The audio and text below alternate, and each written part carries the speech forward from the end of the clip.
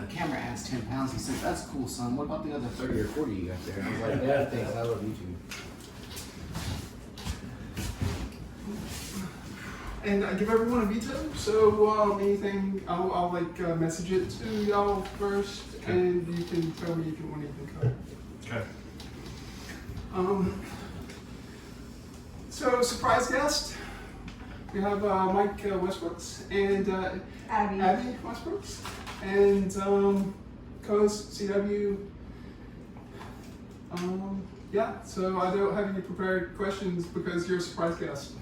And we don't have any answers because we're surprised guests. Right, so CW. So, how long have you been in karate? Oh gosh. I'm 18 now. I started at 6, so about 12 years with some long breaks in between. And I started about, 2 weeks after you did? Yeah. She wanted to start going, so I was going and watching her 4 nights a week and decided to jump in it. I was 6 weeks in, went to a first tournament, won beginner sparring and beginner forms, and I was hooked. And she started doing tournaments too about that time, and we were 4 nights a week and tournaments usually at least twice a month. And we were in Texas, so we were doing them across Texas, Louisiana, and some of that area. What are some of the differences you've noticed from the Texas, Louisiana area to competing in like the Southeast area? I'll let A you know. lot. Oh wow. I don't even know where to start. There's definitely a lot more people that do forms. Forms is a lot bigger. And when it comes to forms, people are very. It's hard to place in the form division there because I've competed before where I've had 30 people in my division and some very, very stiff competition. And around South Carolina, I think the most I've ever had in a forms division was 5 people, and that was like a lot of people for around here. I don't know much about sparring up here because I'm not much of a sparer, but you can tell you about that. But the sparring, it seemed like in Texas there was more of a West Coast influence, where it seems like over here, with the exception of John here, everybody fights straight up, head to head. And in Texas and more toward the West Coast, there's more of a rotating, moving side to side type of sparring. And so that's one of the big differences. In Texas, it's such a big area, and in Louisiana too, there was a lot of big schools. So when you went to a tournament, the tournament that our school put on, there would probably be 600, 700 competitors there on Memorial Day weekend. So a lot of big tournaments like that. Going from Louisiana to all across Texas, there were so many different styles of martial arts that you'd see. And then you'd have a lot of the MMA fighters that would be from around that area that we would see at tournaments, and they'd just come in and compete every once in a while. So you had a lot of opportunity to train with, not just within your school, but as long as it was okay with your sensei and their sensei, you could go and train at other schools and pick up things there and bring them back and teach your students at your school and stuff like that. So I kind of like that. There was camaraderie between all of the schools. You sense that's very different. I do sense that as some different here. It seems to me like there's I call them cliques, kind of. There's certain groups that run together, others over here that run together, and then they don't intermingle well. Everybody supported everybody there, it seemed like. And if we had a tournament going on and there was another school and some kids or somebody didn't have a ride, we'd join up and we'd get them there. I've driven to Louisiana and picked up a load of people from a school in Louisiana in their van and drove them because their instructor couldn't go that weekend, and I'd drive their van to Mississippi for their students. Wow. So it was a lot of camaraderie, and even now when we go back there and travel through, we'll stop in different places and eat with friends that we made in karate. I wonder if that's like geographic separation of schools. Is it things are more spread out, so maybe schools aren't as worried about losing students? Is that a possibility? Because I'm wondering about the same dynamic. There was we used to live in Houston, Texas, Mhm. and there was, I can name several schools Right. all within probably 20 minutes of each other. And over here you have 80 students, over here you have 250, and over here you have, 150. And so there was a lot more people involved, I would say. So I don't think people were necessarily concerned about that. You had like the schools that, they don't necessarily like each other, or the schools that you're kind of like neck to neck in competition with. But it was still, everybody was, they'd go fight during the tournament and they'd all go hang out afterwards. Yeah. Yeah. So it was nice, a real like community feel. Right. I've definitely had that similar conversations with different people around here. Why is that different? And this school in particular seems more open. Yes, yeah, I agree with that. I agree. That's one of yeah, the reasons I picked this school. Right, Yes. that's why, I love coming here. Right. Mhm. Yeah. If I'm gonna win, I want to win because I win, not Right. because of what school I'm in. Sure. Mhm. Plain and simple. And if somebody doesn't like that, oh well. I can remember one time that I was at Super Grams, which was the National Black Belt League. That was the big league in the United States for years. And we were in a tournament in Buffalo, New York. And I was competing in the finals against a guy from Guatemala. And they had won that division the year before. And they took some cheap shots. I got a broke nose, and it ended up at the end of it,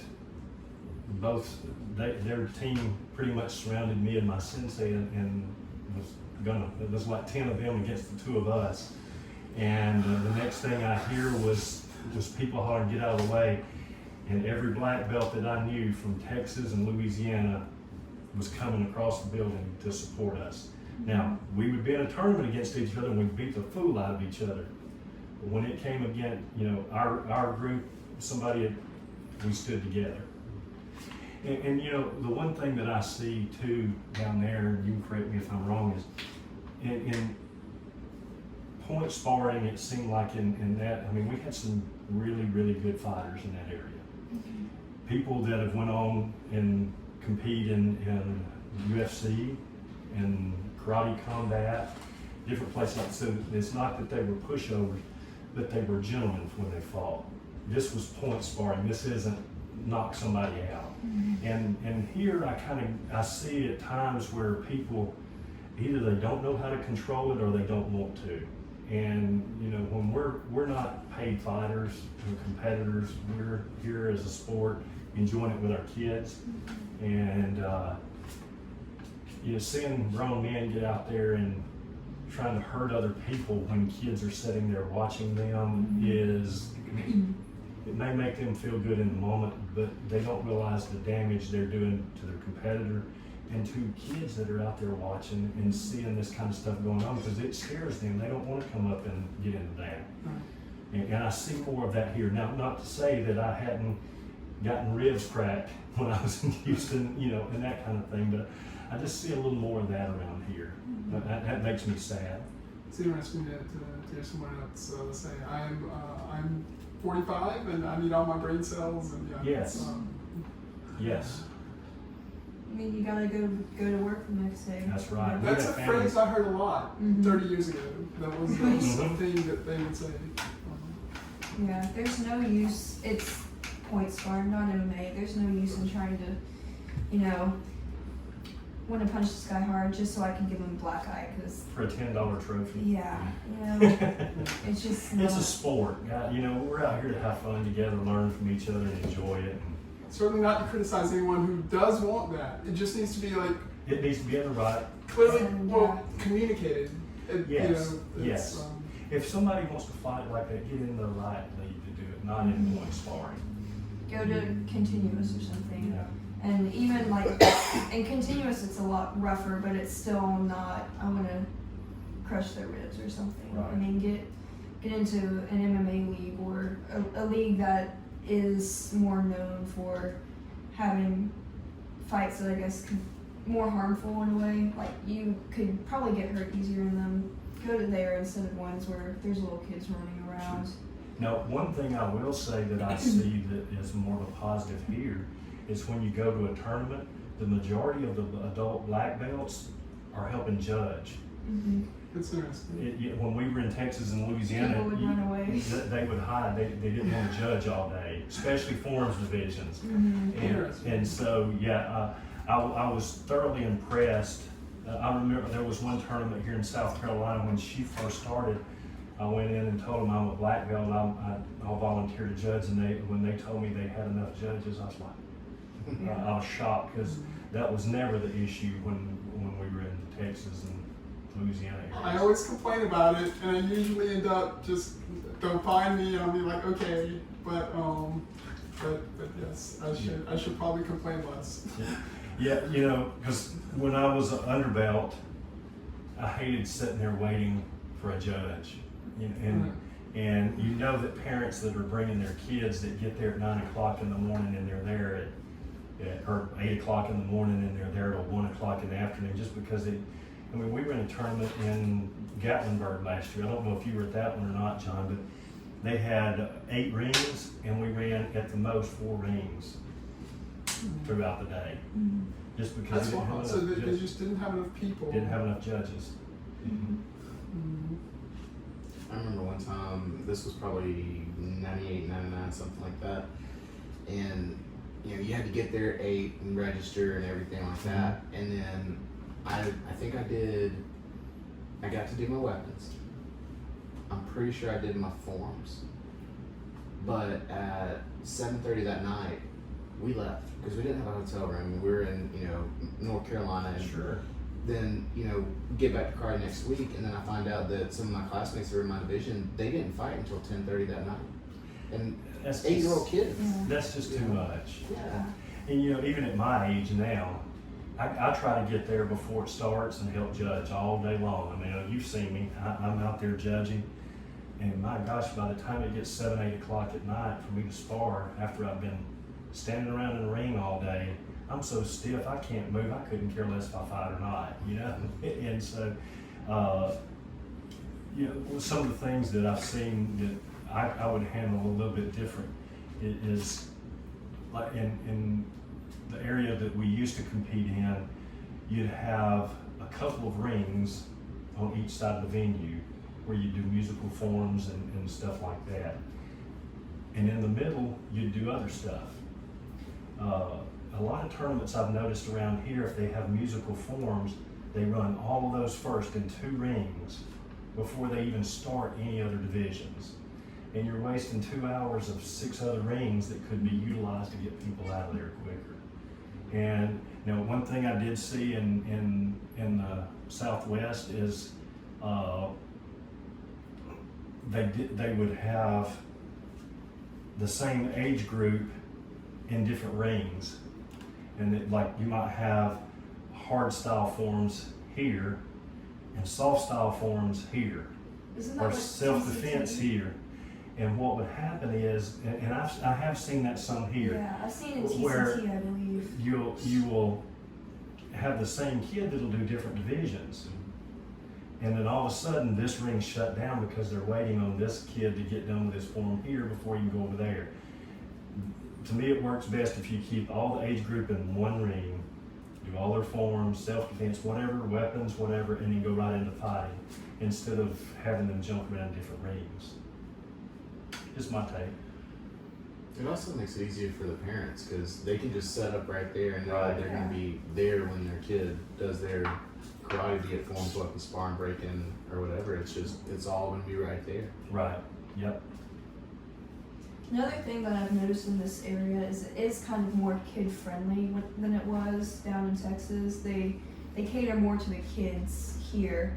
Like down in Texas, they'd even give like the kids different trophies sometimes that weren't, you know, as cool as the adults. Oh wow, that Yeah. sounds It was really sad. backwards because Yeah, I you feel know. like, and not like even on the emotional level, but on the business level, because it's the I know. kids that like end up paying for it. It like Mhm. you know it's Case in point, kid starts karate, parents join. Yes. Mm-hmm. Well, and not only that, like she's saying, you'd go to those tournaments, they'd cater to the black belts. Mm-hmm. Well, you got to have black belts to judge, but those black belts wouldn't get there at 1 o'clock in the afternoon. You know what I'm saying? And yeah, they give them different. They give them cheaper, whatever. And guys, y'all are adults. Y'all have competed. Where's all your trophies now? Where's all your medals? I have some part of them are in the garage, carried over from the 90s. Yeah. we don't. We do care about them, and we've got a trophy case in our basement. But these kids, that's their thing. Now there was one guy in Louisiana. He's a good friend of mine that used to do 2 tournaments a year down there, and he catered to the kids. And his tournaments were 2 to 3 times bigger than everybody else's, and he made a lot more money because parents are going to bring their kids. Parents are going to pay to get in, and if they're winning trophies, they're going to come back. And these kids are not like me. If I go to a tournament, I'm entering one division, sparring, I call it the Geritol division. That kid comes, he's going to enter 4, 5, 6 divisions and pay for every one of those. And he's not fighting for money, so if I win, I get $200 or $300 back. You know, those kids, they don't get anything back. So I think some of our promoters ought to think about, you know, where's my money coming from? And anyway. Because I had never won money for winning grands before until I moved here. Like as a kid, there was times I won grands, and even for like winning grands, there'd usually be more kids than adults competing for it. And of course, it'd have separate kids and adults. And the adults would always get like some super fancy, expensive trophy, and they give the kids like a plaque. But when I came up here, I remember the first grands that I won, they gave me a check, and I was like, what? What's this for? You gave me a trophy and a check? What? So it was just, I like that it caters more to the kids because a lot of the kids would feel left out because they'd be like, well, I got first place and my sensei got first place. Why is our trophies different, you know? And little 6-year-olds, 7-year-olds, they don't really understand that. So I think it's a lot more inclusive to that here. Yeah. So I remember the great trophy escalation in the 90s. It was everyone got a trophy, and then everyone got a 6-foot trophy, and then the black belts got a 7-foot trophy. Yes. Because they wanted to make sure everyone went home happy, I think was the mindset. Yes. I remember being a little kid getting a trophy that was like 6 foot tall, and I couldn't carry it out the building. And how do you get it home? Yeah. Take it apart. Yeah. And now everybody's giving away medals. Right. And I'm like, the medals are okay. I like something you can show a little bit more. I know y'all travel a lot, and Yes. Marty, he loved the idea of carrying a big trophy through the airport. Yes. Or go to Super Grands. You remember those big wooden plaques that They'd were be like this big? big. And Huge. I mean, you'd have to. I mean, if you like when I went to Hilton Head, thank God we drove there. But it was I won 7 plaques down there or 8. It would have cost me a fortune to send those things or to carry them back through the airport if I'd flown, you know. But yeah, the medals, like when we when we went to Wales and we won medals over there and came back, it was nice that you had the medals and could carry them through the airport, you know, and not have to carry the heavy stuff. But I hate seeing the same thing all the time. Make it a little different, you know. Make it a little creative. I mean, some of the grand champion trophies we used to win were really cool. We've got like 3 or 4 of them that had real alligator heads on them. I remember Yeah, some that stuff were like like made, they were all custom made of like blown glass, and so they were all, none of them were alike. I remember like a lot of trophies like that were really cool. Yeah.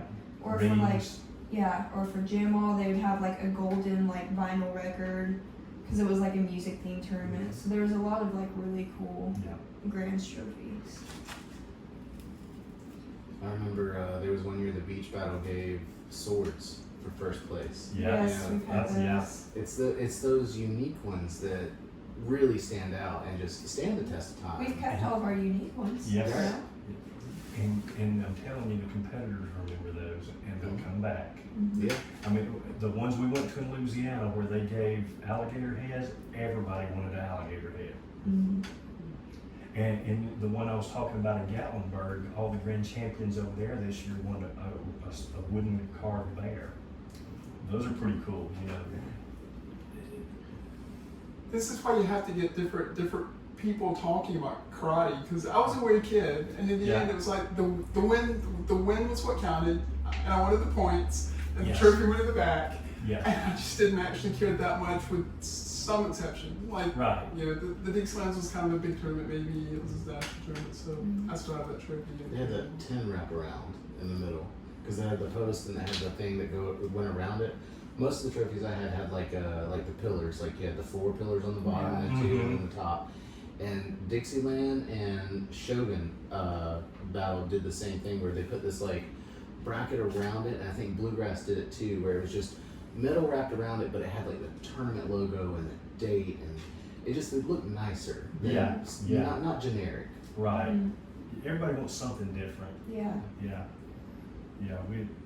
But it was mostly that it represented a larger, more meaningful tournament, and other than that, I just didn't care. It was the representation to win. Yes.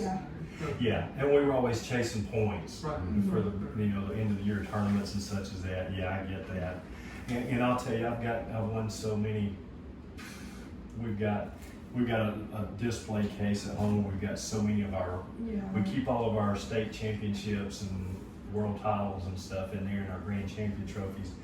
But I've gotten now, since I've gotten so many of them, a lot of times I'm judging in a tournament, and I'm watching the crowd. I'll watch kids out there, and even when I come back in here, like on a Monday after a tournament, and we bring our medals or our trophies or whatever, and I'm a strong Christian guy, and so a lot of times now, if they want us to bring them back here, I'll bring them back here, or even at the tournament, I'll pick out some kid that did really, he tried his all, maybe fell a little bit short or something, and I'll write a Bible verse on there with a Sharpie, and I'll sign my name on there and put Team USA or something like that, and I'll give it to them and tell them, keep up the hard work. I saw what you did. You got the talent.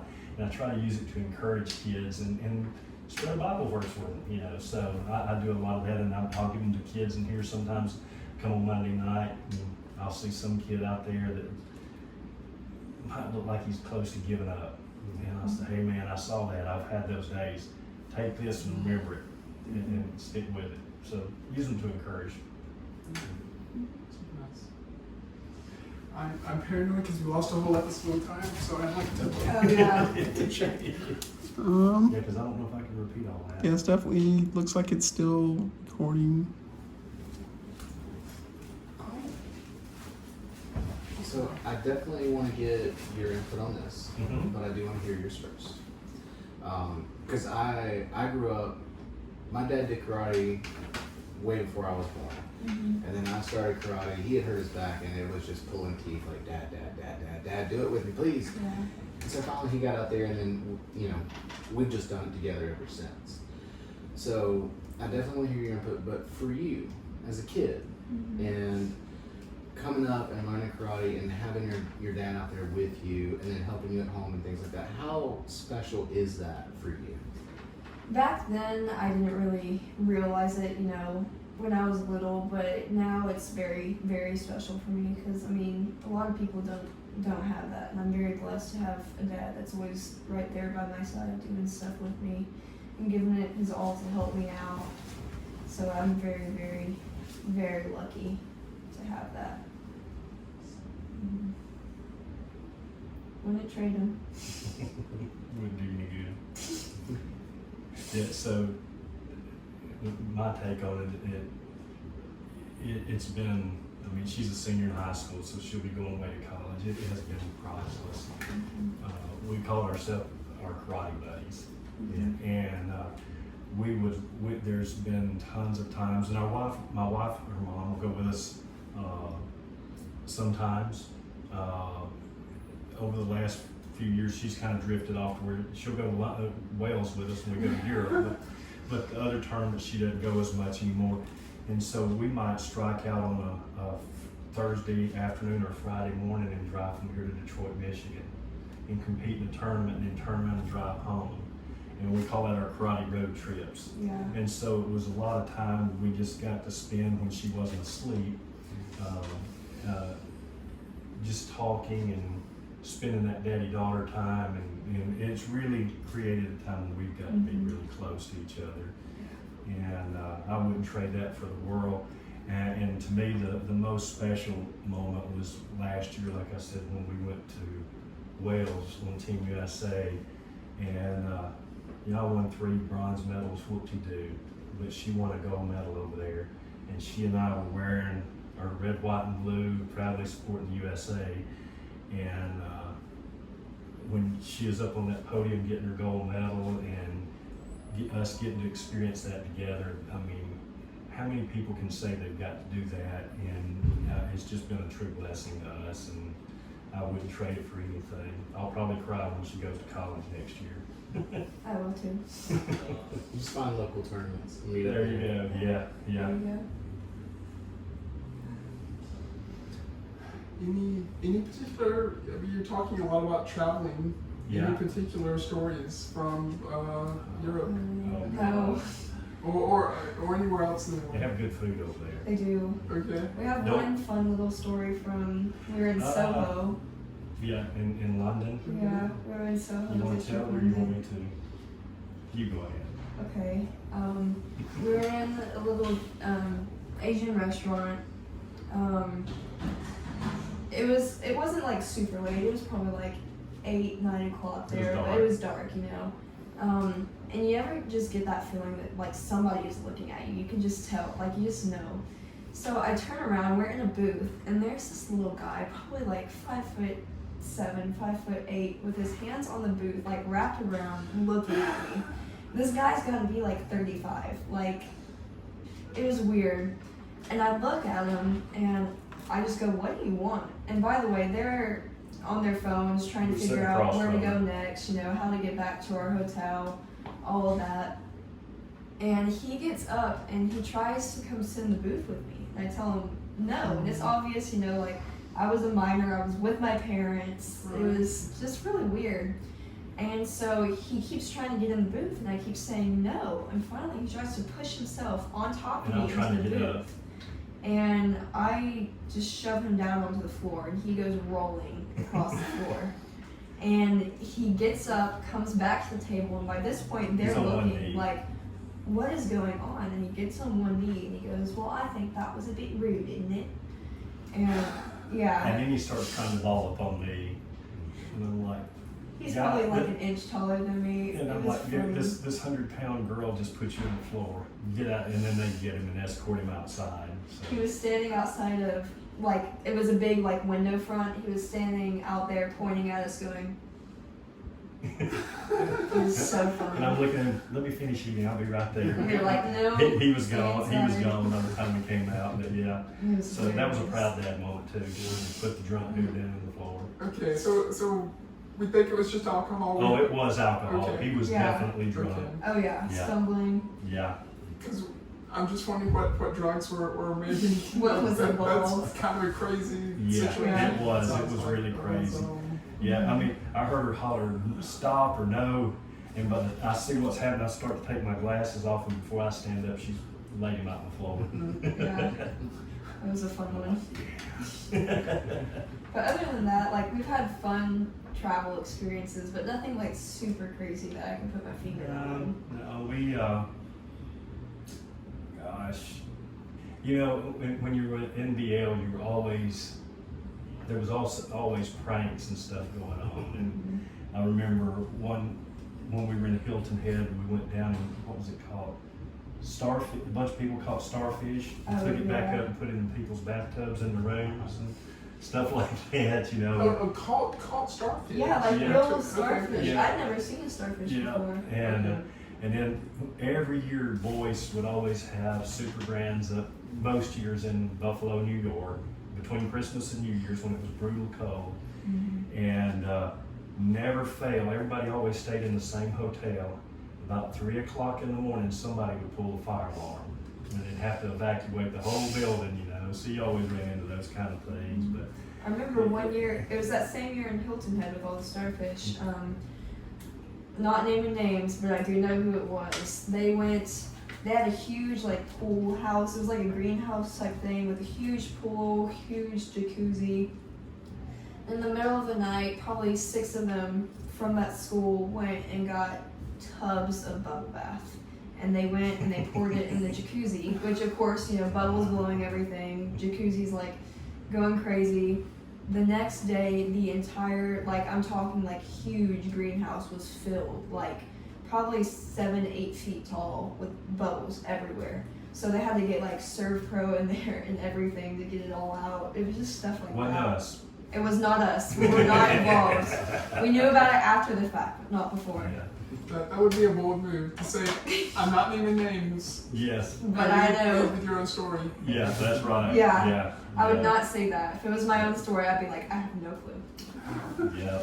I don't know. So, when we traveled to Wales last year, I think I was telling you guys out there, we wore our Team USA uniforms, and the people that were checking us in at the GSP over here at the Greenville Airport asked us what we were doing, and they upgraded us for free in the first class, and man, they took care of us going over there, and it was just, it was really unique. I mean, there's places we've been that we wouldn't have gone had it not been for karate, like Niagara Falls or through London, the Wales, and even next year we're planning on doing Team USA again, and it's going to be in Greece.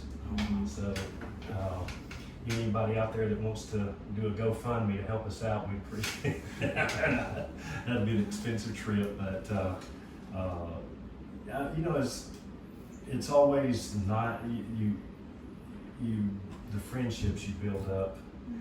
I could leave here and drive pretty much anywhere up the East Coast or across the South all the way to Texas, and if I broke down, if I could get on Facebook, there's probably somebody in the karate world that I could reach out to, and they never fail, they'll come to your side. So there's all different backgrounds and ethnicities and political beliefs and all of that stuff, but for the most part, most of the karate family puts that stuff aside, and they'll come to your aid if they're needed.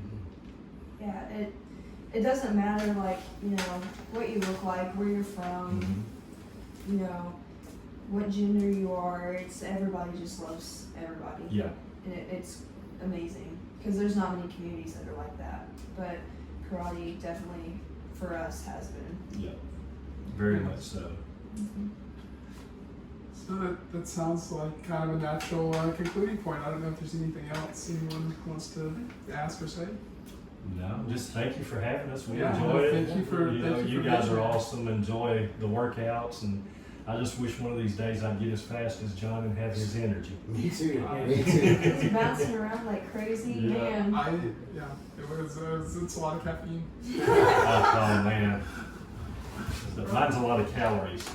Gotta get those Red Bulls. Yeah.